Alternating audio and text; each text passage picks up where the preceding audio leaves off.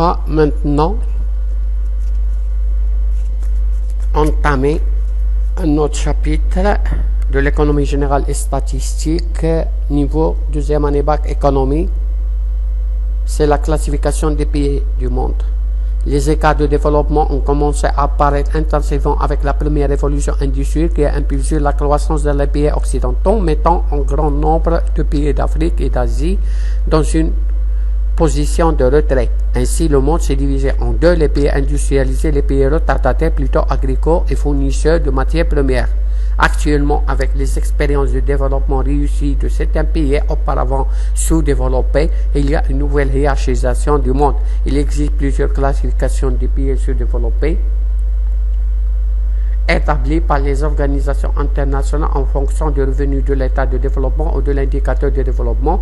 Ainsi, on distingue les classifications suivantes. Première classification de FMI. Il y a les pays exportateurs de pétrole, les pays endettés, les pays à revenus intermédiaires lourdement endettés et pays qui ont récemment des difficultés à assurer le service de leurs dettes.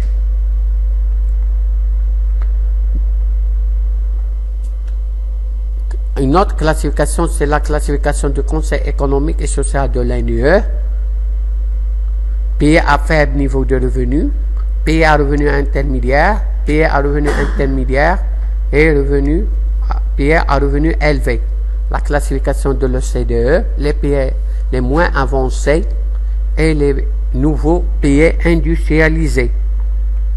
Une autre classification de la Banque mondiale, les pays à faible revenu, les pays à revenus intermédiaires et les pays exportateurs de pétrole.